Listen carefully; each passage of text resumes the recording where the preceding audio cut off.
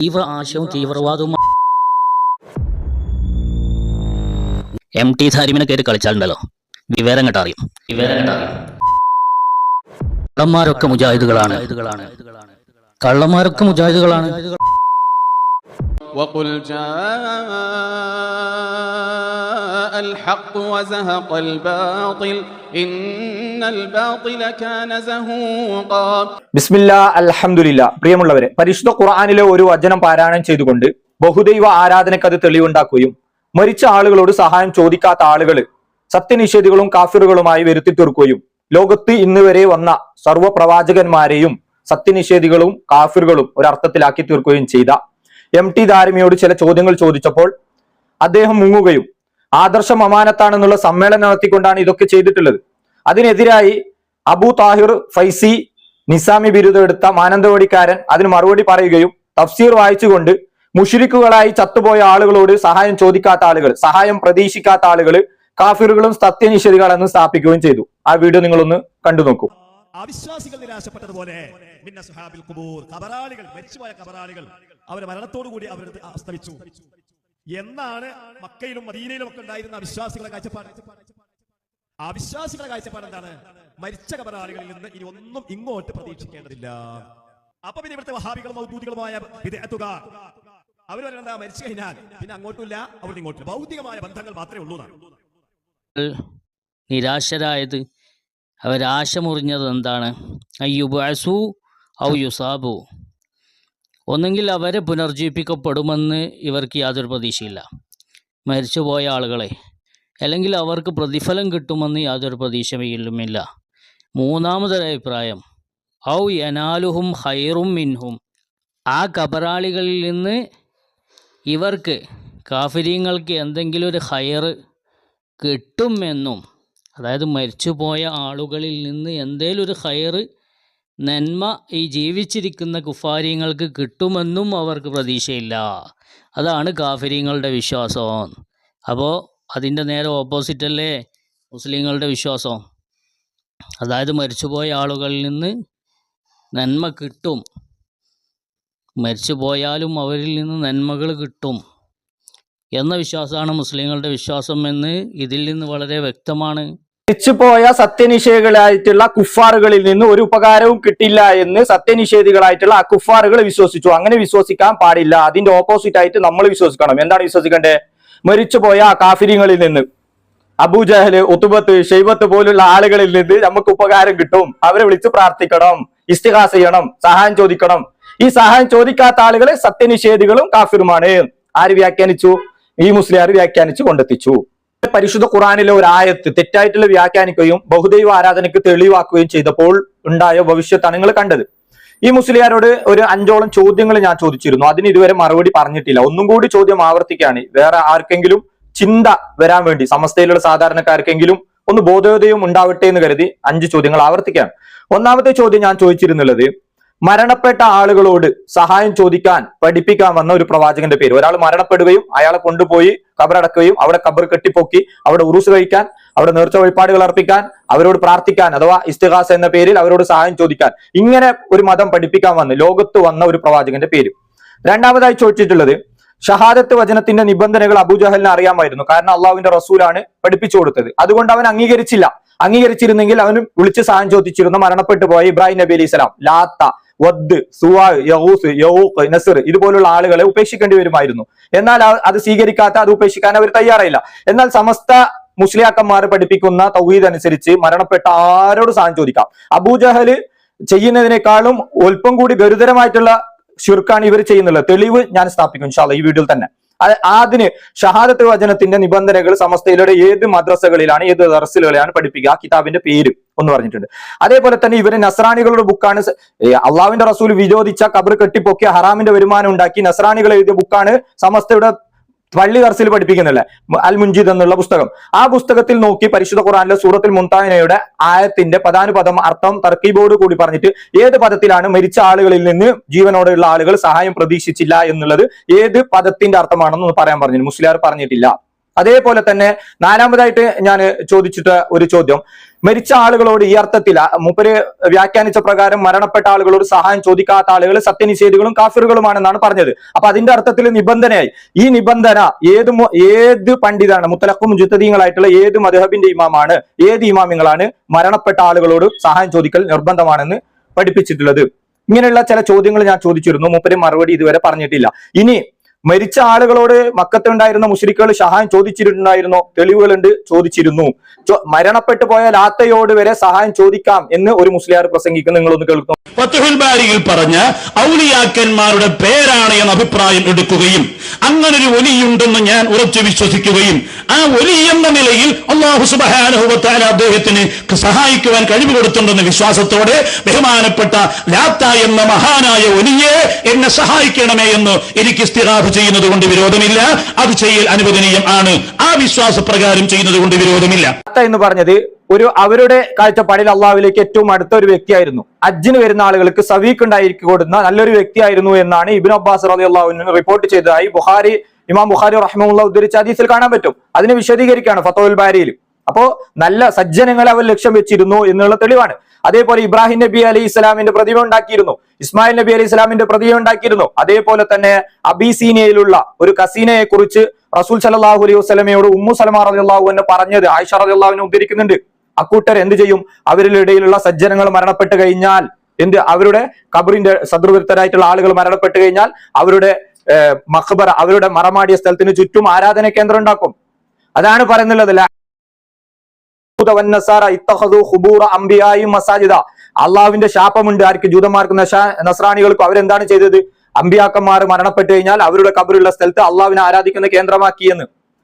അതുകൊണ്ടാണ് റസൂൽ സല്ലല്ലാഹു അലൈഹി വസല്ലം പ്രാർത്ഥിച്ചത്, അല്ലാഹുമ്മ ലാ തജ്അൽ ഖബ്രി വസനൻ യുഅബദ്, എന്റെ ഖബറിനെ ആരാധിക്കപ്പെടുന്ന വിഗ്രഹമാക്കല്ലേ റബ്ബേ. അതേപോലെ തന്നെ റസൂൽ സല്ലല്ലാഹു അലൈഹി വസല്ലം മറ്റൊരു ഹദീസിൽ പറഞ്ഞേക്കാം, ലാ തജ്അൽ ഖബ്രി ഈദ, എന്റെ ഖബറിനെ ഈദിന്റെ ആഘോഷ സ്ഥലമാക്കരുത്, ഉറൂസ് വയ്ക്കുന്ന സ്ഥലമാക്കരുത്. അപ്പൊ മരണപ്പെട്ട ആളുകളെയായിരുന്നു ഈ ആളുകൾ ലക്ഷ്യം വെച്ചിരുന്നത്. എന്നാൽ മരണപ്പെട്ട ആളുകൾ നേരിട്ട് തരുമെന്നുള്ള വിശ്വാസം അവർക്ക് ഉണ്ടായിരുന്നില്ല.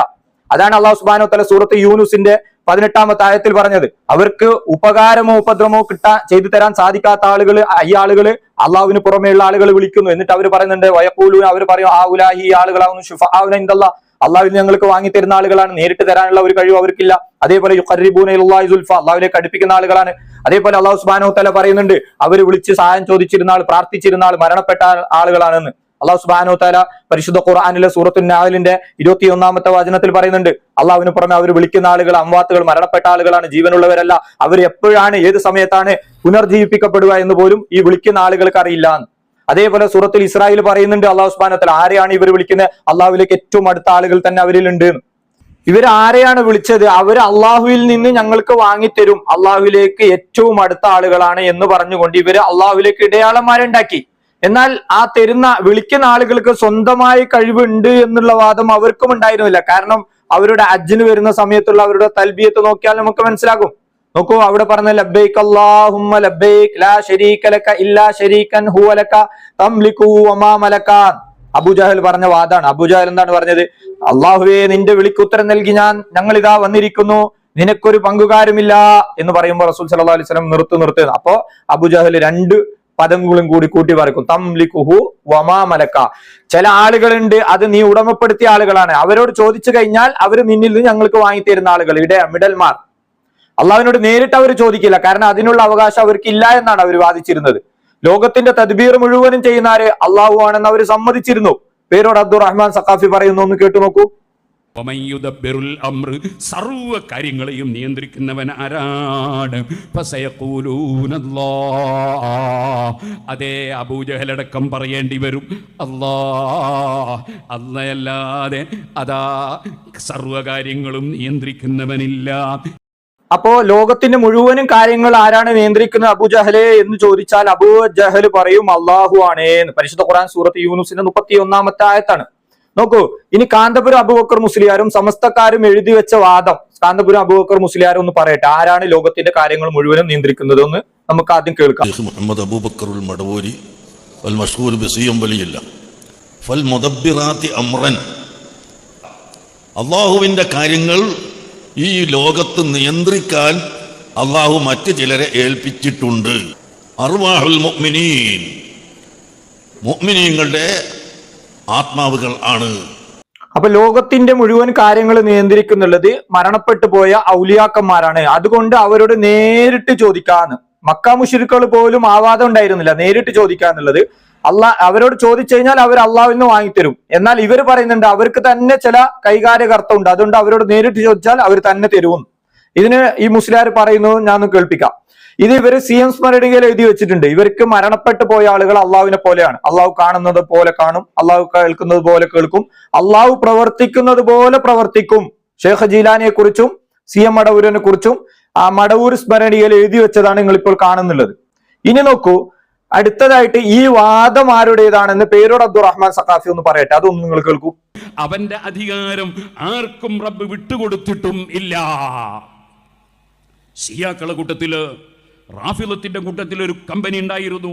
അള്ളാഹ് ആകാശവും ഭൂമിയൊക്കെ പഠിച്ചിട്ട് അലി ഇബ്നു അബീ താലിബിനെ ഏൽപ്പിച്ചിരിക്കുകയാണ്, ഇനി എല്ലാം അലി ഇബ്നു അബീ താലിബാണ് ആക്കുക എന്ന് പറയുന്നവരുണ്ടായിരുന്നു എന്ന് മഹാനായ അബുൽ ഹസനിൽ അശ്അരി റളിയല്ലാഹു അൻഹുവിന്റെ സുന്നത്തി ജമാഅത്തിന്റെ ആശയം പഠിപ്പിക്കുന്ന അൽ ഫർഖു ബൈനൽ ഫിറഖ് എന്ന ഗ്രന്ഥത്തിൽ അബ്ദുൽ ഖാഹിർ അൽ ബഗ്ദാദി തങ്ങൾ രേഖപ്പെടുത്തിയത് കാണാം.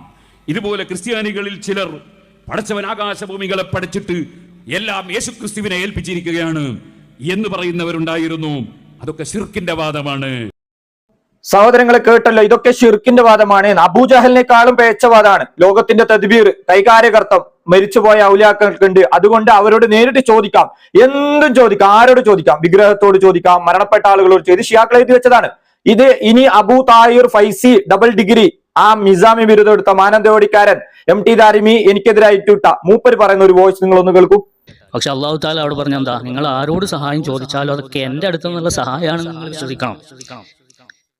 ഇവിടെയും അള്ളാഹുവിന്റെ പേരിൽ അദ്ദേഹം കളവ് പറഞ്ഞുകൊണ്ട് പറയാണ്, ആരോട് വേണമെങ്കിൽ ചോദിക്കാം, വിഗ്രഹത്തോട് ചോദിക്കാം, മരണപ്പെട്ട ആളുകളോട് ചോദിക്കാം, മരിച്ചുപോയ ചത്തുപോയ കുഫാറികളോട് ചോദിക്കാം, ആരോട് വേണമെങ്കിൽ ചോദിക്കാം, അള്ളാഹ് കൊടുത്ത സഹായം എന്ന് വിചാരിച്ചാൽ മതി. മൂപ്പരുടെ വ്യാഖ്യാനാണ് അള്ളാഹുവിന്റെ പേരിൽ കളവ് പറഞ്ഞിട്ട്. അള്ളാഹു പറഞ്ഞിട്ടുള്ള അള്ളാഹുവിനോട് നേരിട്ട് ചോദിക്കാൻ അവരുടെ കണ്ടനാടിയേക്കാൾ അടുത്ത് ഞാനുണ്ട്, ചോദിക്കുന്ന ആളുകൾ എന്നോട് ചോദിക്കട്ടെ. ഇബ്നു അബ്ബാസ് റളിയല്ലാഹു അൻഹു ചെറിയതായിരിക്കുമ്പോൾ തന്നെ അള്ളാഹുവിന്റെ റസൂൽ പഠിപ്പിച്ചു കൊടുത്ത ഹദീസ് കാണാൻ പറ്റും. നീ എന്തെങ്കിലും കാര്യങ്ങൾ ഗുലാം കൊച്ചുമകനെ നീ എന്തെങ്കിലും കാര്യങ്ങൾ ചോദിക്കുകയാണെങ്കിൽ അള്ളാഹുവിനോട് ചോദിക്കാന്നുള്ളത്. എന്നാൽ ഈ സമസ്ത എന്നുള്ളത് ഖിയാമത്ത് നാളിന്റെ അന്ത്യനാളിന്റെ അടയാളമാണെന്ന് ഇതിലൂടെ വ്യക്തമാണ്. കാരണം റസൂൽ സല്ലല്ലാഹു അലൈഹി വസല്ലം പറഞ്ഞിട്ടുണ്ട്, എന്റെ സമുദായത്തിൽപ്പെട്ട ചിലർ വിഗ്രഹങ്ങളെ ആരാധിക്കുന്നത് വരെ കേരളത്തിൽ 6000-ൽ കൂടുതൽ ഖബർ വിഗ്രഹങ്ങൾ ഉണ്ടാക്കിയിട്ടുണ്ട്. അവിടെ ഉറൂസുകൾ, ഉത്സവങ്ങൾ കഴിക്കും. നിങ്ങൾ കാണുന്നുണ്ടാവും, നോക്കൂ. ഇവിടെ ഹിന്ദുക്കളുടെ ഉത്സവവും ഇവരുടെ ഉത്സവം എന്തെങ്കിലും വ്യത്യാസമുണ്ടോ?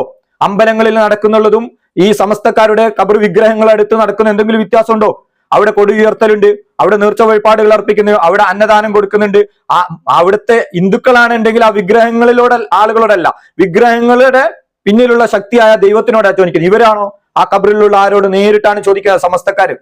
സമസ്തക്കാര് എന്ന് പറഞ്ഞു കഴിഞ്ഞാൽ ഈ സമസ്ത ഉസ്താദന്മാർ മുസ്ലിയാക്കന്മാർ പഠിപ്പിക്കുന്ന ആളുകൾ, അവർ ഖുർആൻ ദുർവ്യാഖ്യാനിച്ചും ഹദീസുകൾ ദുർവ്യാഖ്യാനിച്ചു. ഞാനും സമസ്തക്കാരനായിരുന്നു, അൽഹംദുലില്ലാഹ് അള്ളാഹു അവിടുന്ന് രക്ഷപ്പെടുത്തി.